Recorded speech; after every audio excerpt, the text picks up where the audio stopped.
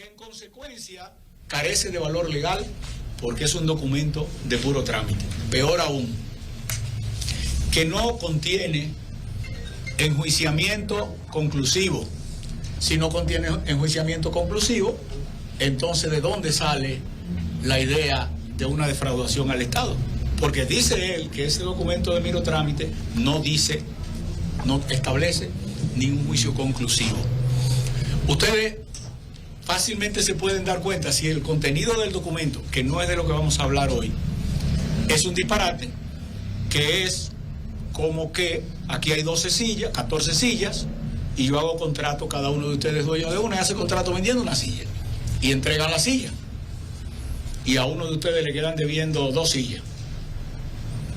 Y ustedes entregaron la silla, entregaron el título de la silla, firmaron el contrato de venta de la silla, y la silla usted se la llevó. En todos los casos aquí hay una propiedad titulada, una ocupación del Estado, un contrato de venta con el precio que el Estado dijo o que dijo el juez, entregada al Estado que además ya la ocupaba.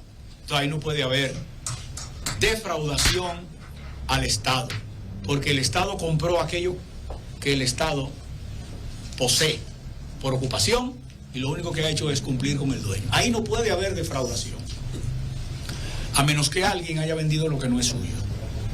Fuera de ahí no hay defraudación. Lo que ocurre es que se confunde el contrato, el valor de ese contrato de ese individuo que vendió lo suyo, con lo que ese individuo dijo que quería hacer con su dinero. Con su dinero él hace lo que le da la gana. Él se lo cede a quien le dé la gana y hace negocio con la compañía que él quiera. ¿Qué es lo que básicamente se cuestiona en ese borrador de trabajo? Se cuestiona que hubo compañías que hicieron gestiones y recibieron mucho dinero por la gestión que hicieron. Bueno, que le pregunten a esa compañía. ¿Quieren saber qué hizo esa compañía con el dinero? ¿Y cuánto le dio, por ejemplo, al Penco? Bueno, que le pregunten a esa compañía. Porque el negocio de la compañía con mi cliente fue lícito. Ah, esa compañía pagó sus impuestos. Pregúntenle si pagó sus impuestos. ¿Qué es lo que ha debido hacer el Estado para recuperar?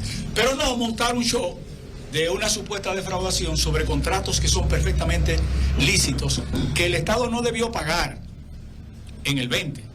Debió pagar en 1955 y en 1975 cuando le quitó la tierra a sus dueños. Ahora, ¿qué ocurre? Que ese informe no cumple un solo voto de los múltiples votos de la ley. Y con ese informe se ha estado persiguiendo y chantajeando gente desde hace 2 años. Y se probó que el Contralor no lo vio, no lo tramitó, no lo firmó, y el Contralor dice que el PETCA no lo debió usar. Ustedes son periodistas y saben que quien demandó en intervención forzosa al PETCA no fue ninguno de mis clientes ni yo, fue el Contralor. Y ustedes recuerdan que el Contralor el Contralor debería ser miembro honorario del cuerpo de maestros de enseñanza de Cantinflas, porque en una declaración cantinflesca dijo, ustedes la recogieron, que él tenía buenas relaciones con el PETCA. ¿Y qué tiene eso que ver? Eso es correcto, todos los funcionarios tienen que tener buenas relaciones con el PETCA y con todo el mundo, pero no dijo que no era verdad lo que él había dicho a los jueces. Ahora se escandaliza el país porque empieza a circular tímidamente por los digitales esta carta, mírelo país, esta carta, Contraloría, Unidad Antifraude, bastante mal hecha, llena de falta de ortografía, hechas corriendo. Tú te ríes, mírala ahí la falta de ortografía. El Estado, a fin, punto y coma, eso no corresponde. Esto lo hizo otro analfabeto de los que Luis ha nombrado en el Estado, que van haciendo cosas. Luis quería construir el paraíso. A ustedes les gustan las fábulas y las parábolas. Luis quería construir el paraíso, pero contrató para la construcción del paraíso al diablo. Luis quería que la gente estuviera mejor, que el que estaba en sala de cirugía se pudiera levantar. Pero entonces, en vez de contratar cirujanos, contrató carniceros. lleno de buena intención. Y estos carniceros, me refiero a Contraloría, y estos carniceros actuaron como el individuo que por cualquier hecho mata a una mujer cometiendo homicidio. Pero había un niño que lo vio, y entonces para cubrir su homicidio le mete 20 puñaladas al niño y comete asesinato. Esto es eso. Y no borra el crimen. Aquí dice que por medio de la presente se remite el informe del 20 de septiembre. En la prisa se le olvidó que el informe es de fecha 23 de septiembre. Porque era corriendo, esto lo hizo un analfabeto, lo escribió un analfabeto corriendo. Ángel está diciendo que usted no lo tramitó, hay que parar eso. Eso está desacreditando el proceso. Que no es eso lo que desacredita el proceso, se lo voy a decir más tarde. Bueno, esto va a ser chistoso, porque ustedes todos trabajan con el gobierno como fuente. Y ustedes saben que todas las entidades del gobierno tienen un timbre, papel timbrado, ¿verdad? Ministerio de Industria y Comercio, Ministerio de Hacienda, Presidencia de la República. ¿Correcto? Bueno, miren ese papel.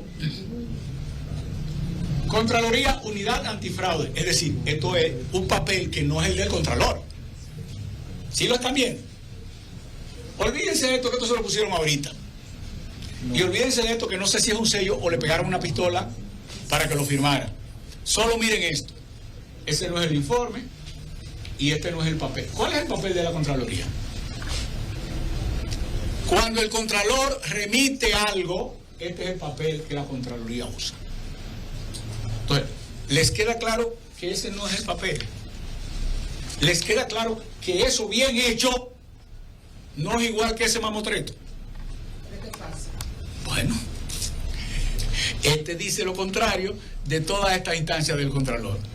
En consecuencia, yo no tengo que deducir las consecuencias porque ustedes son demasiado inteligentes.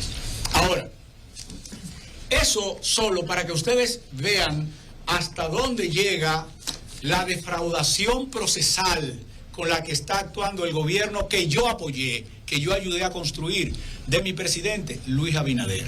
Porque él habla de una justicia independiente y ahora yo no le estoy imputando esto a la justicia independiente, se lo estoy imputando a personal bajo su dependencia directa, la Contraloría General de la Nación, que él ha anarquizado violando la jerarquía, porque ha creado una unidad de auditoría al margen del Contralor, que hace unos tollos como el que ya ustedes conocen, y luego el Contralor tiene fuego por los ciudadanos que le demandan y fuego por las unidades de persecución del gobierno, y al final dice una cantinflada los otros días y ahora produce un documento bochornoso. Ahora bien, ¿por qué ese documento se produjo ahora, si tenemos 9 meses hablando de eso? ¿No le parece extraño que el Contralor ha ido a 7 u 8 procesos y en 7 u 8 procesos ha dicho que no firmó ese informe, que no lo vio, que no lo tramitó y que no es un informe y que no se puede hacer en justicia? Eso está depositado en los tribunales y ya eso no se puede cambiar. Él sale ahora con esta charada, que firmen un papel. Imagínense, señores, hablando de las parábolas y de las fábulas, imagínense que el presidente de la República va a dictar un decreto en ejercicio de las atribuciones que le confiere el artículo 128 de la Constitución. Y se va a la Dirección General de Aduanas, donde mi amigo Yayo Lobatón, que pudo irse a Hondito o a cualquiera, y firma un decreto en papel de aduana. ¿A ustedes les parece eso lógico? ¿Ustedes lo habían oído alguna vez? Entonces, ¿cómo que el Contralor me va a firmar un oficio en su oficina con papel de otra oficina? Evidentemente que eso no está bien hecho. Ahora bien, ¿por qué el correteo? Porque la opinión pública había visto que estaba mal hecho el tema ese de usar un informe de trámite en una persecución judicial a cientos de ciudadanos a los que les han amargado el fin de semana y la vida durante mucho tiempo. Y ustedes, al igual que Miriam Germán, ustedes son los verdaderos garantes de los derechos de las personas, porque cuando el gobierno no los oye, es a la prensa a donde va. ¿Por qué hicieron eso corriendo? Por esto.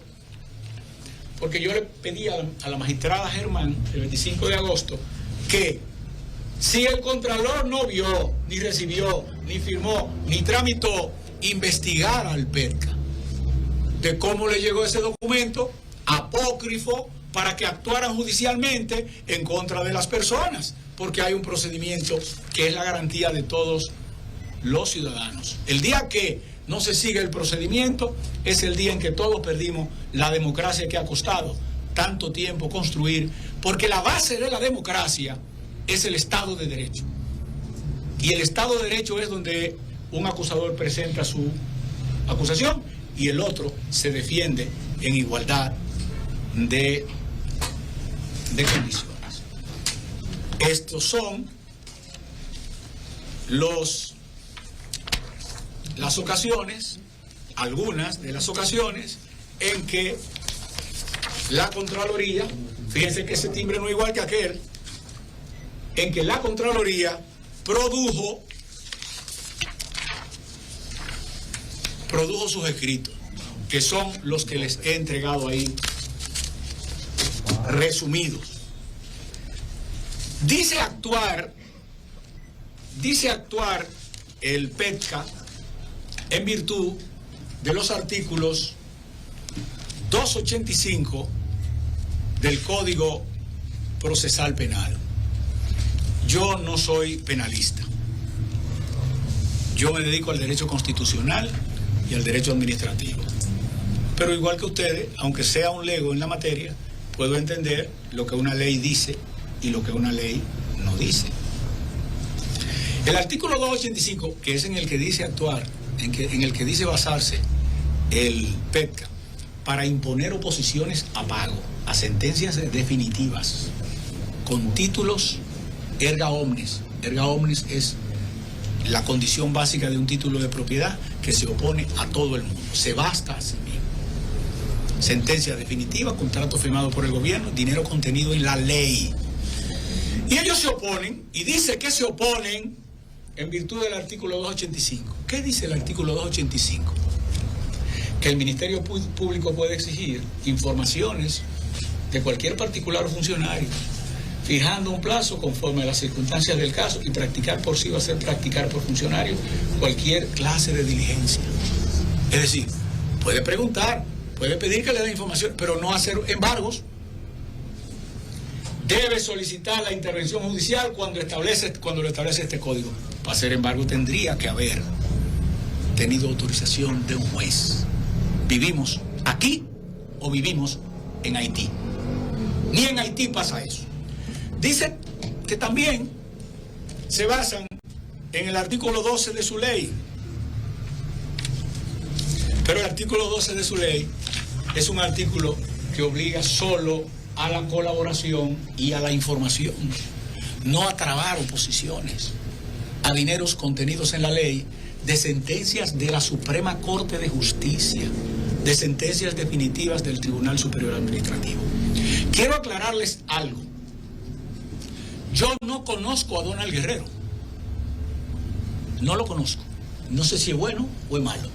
No sé si hizo o no hizo, pregúntenle a él. No lo conozco y no soy su abogado. Pusieron una foto mía en la que había otro señor a mi lado.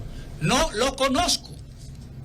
Los que son más viejos saben que yo fui reformista toda la vida. Y conocí a Milo Jiménez. ¿De acuerdo? Pero yo no conozco a su hijo. No es ni bueno ni malo. Simplemente no lo conozco.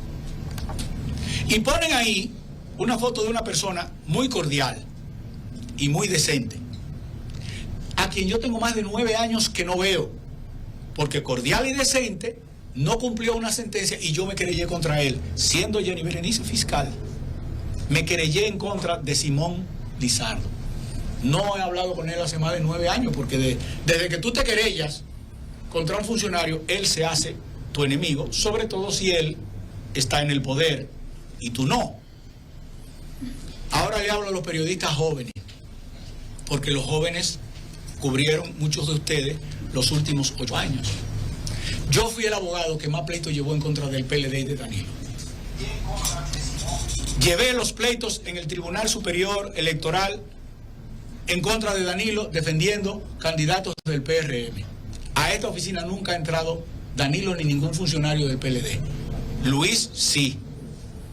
Yo le gané la mayoría de los pleitos a la administración de Danilo Medina, que usó los mejores abogados que había en materia constitucional y en materia administrativa, y muy pocas veces me ganó. Sí. Si hay un abogado contrario a las políticas públicas del PLD, perdónenme, pero se llama Ángel López. En consecuencia, yo no tengo ninguna vinculación. No digo que son culpables ni nada, digo que no tengo vinculación con ellos. Aquí, esta es la orden, la resolución que circuló. Ustedes van a encontrar que las afirmaciones que hace la fiscal retiene, las hace el Ministerio Público. La fiscal las retiene.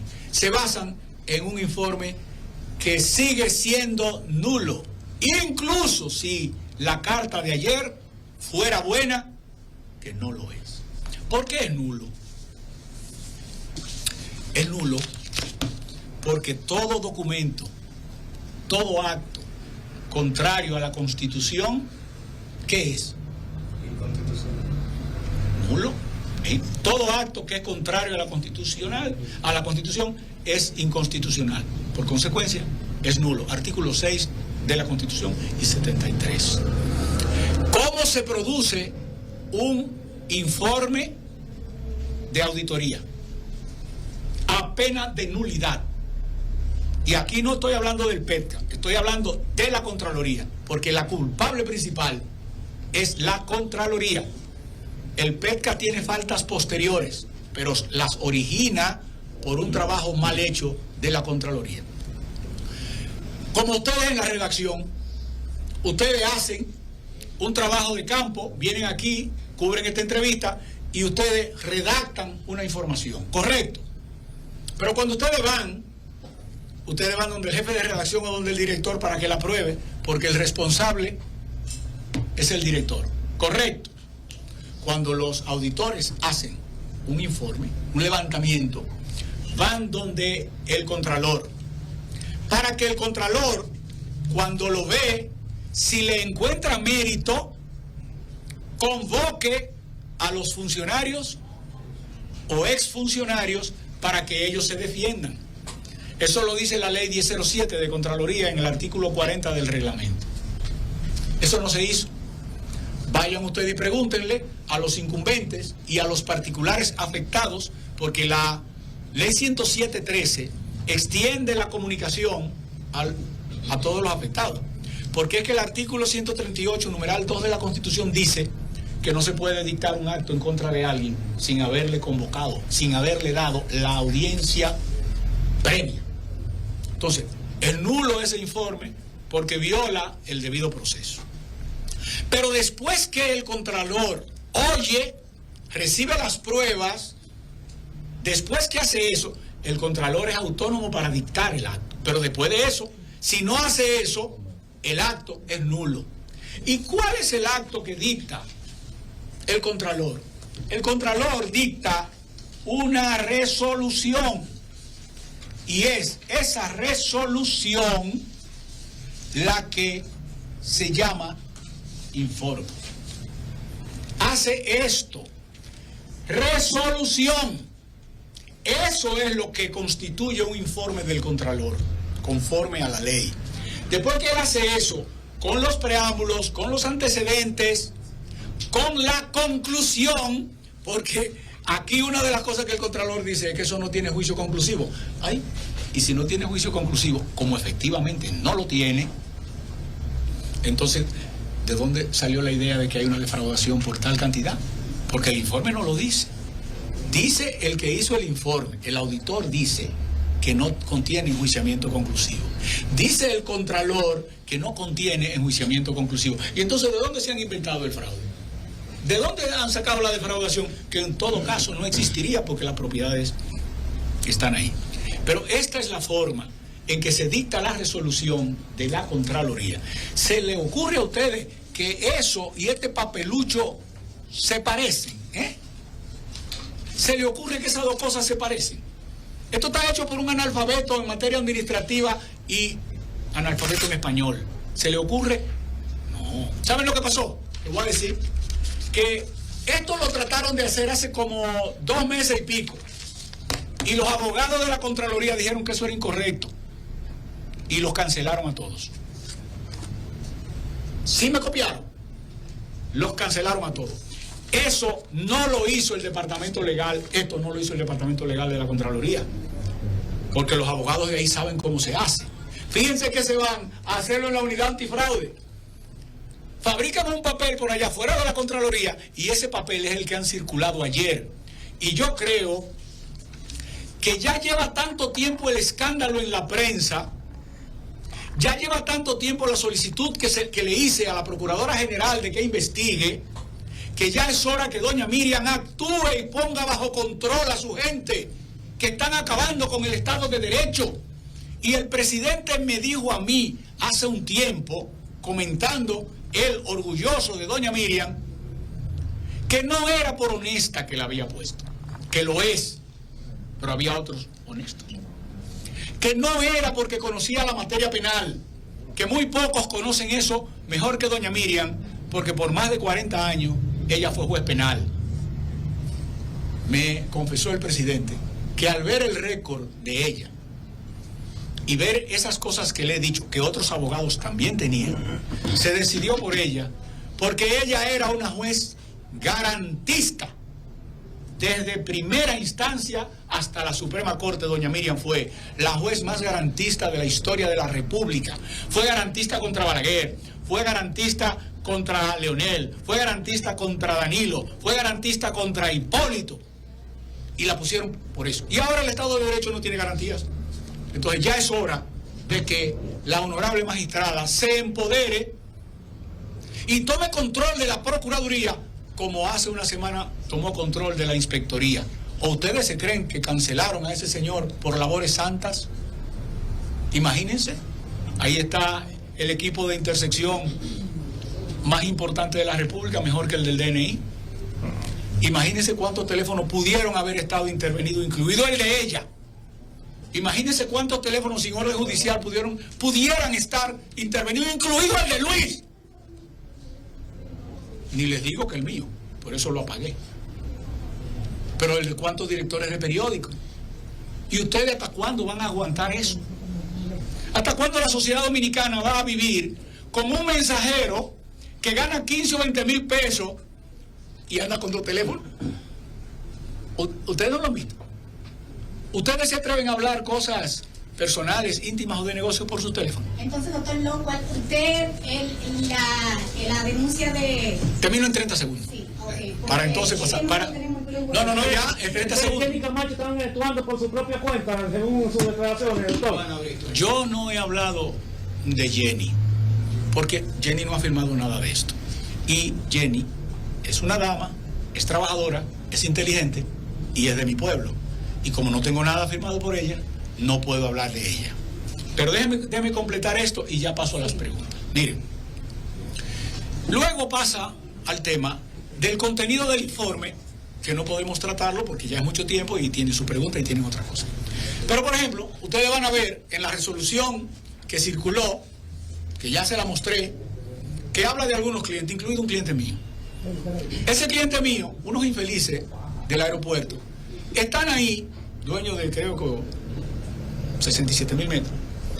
Están ahí porque dice el informe que había una litis en su tierra, lo cual era mentira, es una falsedad, porque en el mismo informe dice que ellos desistieron en el contrato en que le vendieron al Estado. Pero además es que era mentira, porque el que dice si hay litis o no es el registrador, y ahí dice que no hay litis, que no hay cargas, que no hay gravamen, y es este título.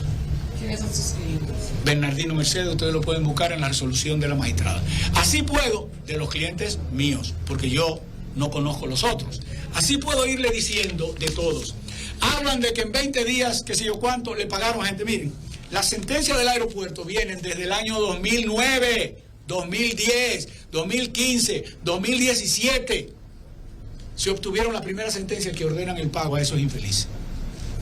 Bueno, como ya usé de su tiempo, me parece que te debo contestar. La denuncia del PEPCA dice que algunos de los acusados devolvieron más de 500 millones de pesos. Entonces, es mentira esa denuncia de PEPCA. Y que personas implicadas en este caso también están implicadas en el caso de Antipulpo, que también devolvieron 18 millones de pesos porque están colaborando con la investigación. Entonces, es mentira esa denuncia. Eso no tiene nada que ver con lo que yo, he dicho. Vamos a aclarar. Yo apruebo cualquier resolución de conflicto que mediante la devolución haga el PEPCA, porque está en la Constitución. Es uno de los métodos alternativos. Es decir, no lo critico. Pero eso no tiene nada que ver con esto. De lo que devolvieron de otro caso yo no tengo nada que ver. Pero que implicados en este caso. Pero óigame, entonces no me hable. Pérez también estaban implicados en pero yo. Pero la pregunta mía pero entonces Pérez. Es mentira. No es que usted. ¿Cree que es mentira lo que está diciendo usted? No es que usted. Uno de esos acusados devolvió más de 500 millones de pesos. Ok, ahora déjeme contestar. Lo primero es que eso no tiene nada que ver con lo que yo he dicho. Yo no tengo nada que ver con otro caso, ni tengo nada que ver con Donald Guerrero. Yo estoy precisando mis clientes. Si alguien hizo algo y por lo que hizo, o por miedo a verse en un lío, porque hay gente que devuelve dinero y no porque es culpable, porque no quiere verse en un lío, que dura 2 años preso y después averiguan que es inocente. Entonces, yo me circunscribo exclusivamente a mis clientes. No puedo decir que eso es mentira o que no lo es. Desde luego, en la fase que está este caso, dudo que todavía nadie haya devuelto nada. Pero si alguien devuelve, alguien puede devolver porque recibió un dinero lícito y no pagó la renta. Yo no me opongo, yo no tengo que decir que eso es verdad o mentira, sobre todo porque no tengo la información y eso no guarda relación con mis clientes. Ángel, a propósito de que reitera... La dama y después tú. A propósito de que reitera que no conoce a Donald Guerrero, sin embargo, en el informe que estamos aquí hablando, se menciona que Ángel López y asociados recibió dinero del supuesto entramado. Se habla aquí de la suma de más de 74. Yo recibí dinero del Estado como honorarios de abogado, porque cuando le fueron a pagar a mi cliente había que pagarme los honorarios. ¿Eso es normal? ¿Eso es legal? Claro, no, yo recibí más porque habrá otros clientes. Pero las sumas que yo recibí, las recibí porque tengo una oficina de abogados que se dedica a negociar, a pactar, a demandar el cobro de mis clientes. Eso es perfectamente normal. Eso es una misión de mala fe. Desde el principio hay menciones de mala fe, porque ¿qué hacemos los abogados? Yo y mucho más que hay ahí. O que cuando le van a pagar a mi cliente hay que pagarme. ¿Pero qué tanto dinero? Eso no es nada. Porque, señores, ¿cuánto es lo que dice la ley que cobra un abogado? Sí, pero estamos hablando de más de 300 millones de pesos. Pero el 30% contra litis. Miren, al margen de eso, déjenme decir, yo he ganado más casos en el gobierno de Luis que en todos los anteriores. Yo gané entre 20 y 21 casos por 7,000 millones de pesos. ¿De acuerdo? Son casos que yo gané peleando y no es a eso que me dedico. Yo le trabajé al gobierno gratis, yo nunca cobré un peso. Y me dediqué ahora a labores privadas. Y eso dice la ley que me toca. Y oigan, les voy a decir otra cosa, para que lo anoten. Porque ustedes ven mis canas. Algunos que están aquí me conocen hace mucho. Yo tengo 40 años viviendo en la misma casa. Esta oficina tiene más de 35 años aquí. El dinero carece de valor para mí, porque no me queda vida para gastarlo y siempre he vivido con humildad y a mis hijos los crié clase media, tranquilo, ninguno se me sale del sendero de la prudencia y la moderación.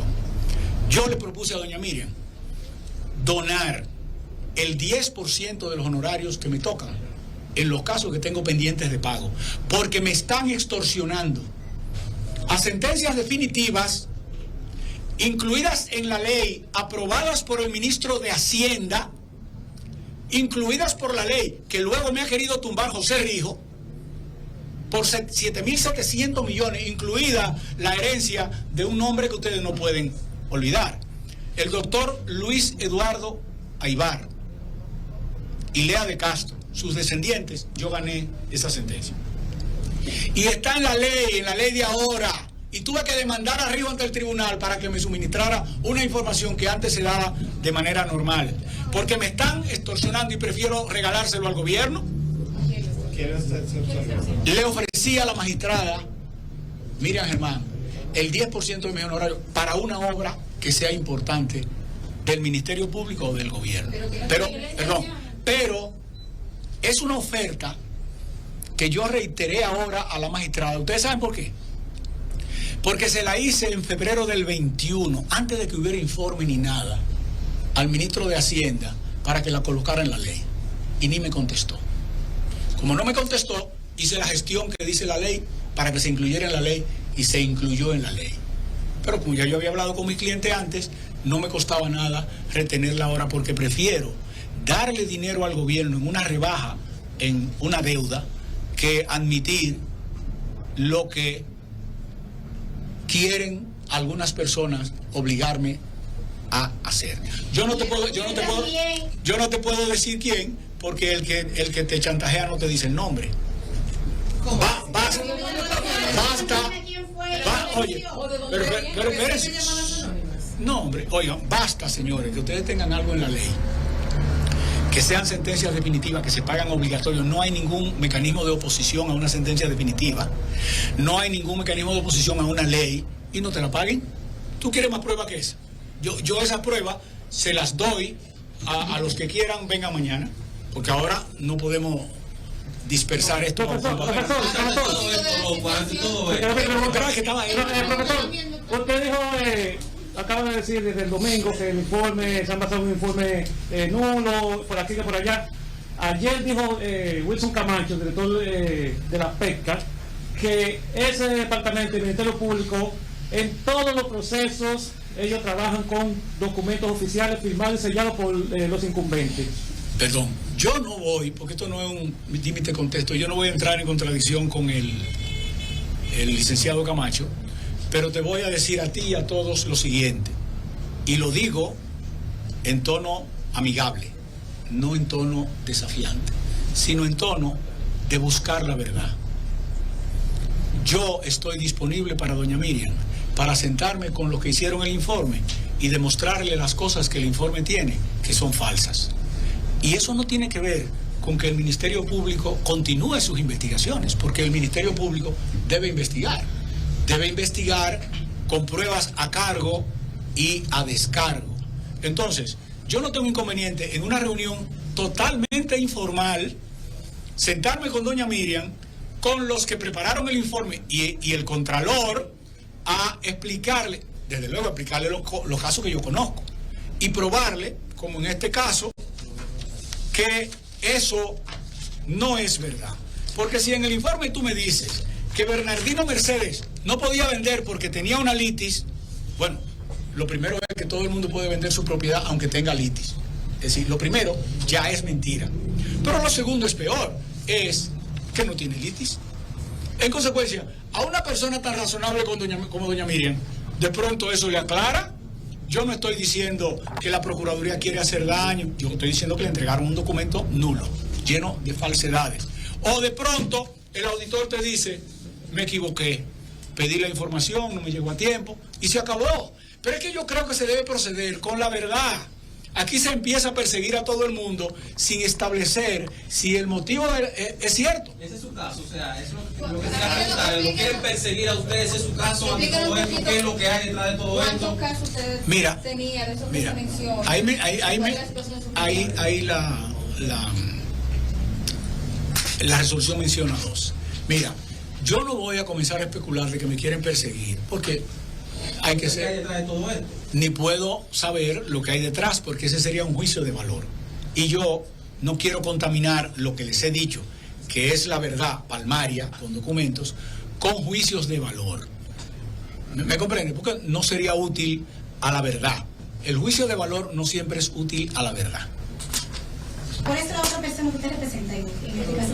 Ahí en la resolución aparecen 2, Mota y esto de Bernardino. Mota, miren lo que yo leí ahí que dice, en eso que retiene la magistrada. Dice que una señora firmó el contrato con el Estado y cuando la llamaron para pagar, hizo la firma ligeramente diferente. ¿Hay alguien ahí de mi oficina? ¿Hay alguien de mi oficina? David. Ya con esto acabo. que me den la foto de la señora vieja de los 92 años, rápido. Después de esta, vamos a cerrar, voy en vivo. Miren. Pero tranquilo. Miren. Continúo. Miren. Una señora de 92 años, casi ciega, firmó en bienes nacionales. Cuando la llaman tiempo después a firmar, la señora hace la firma en Hacienda y notan que no es igual.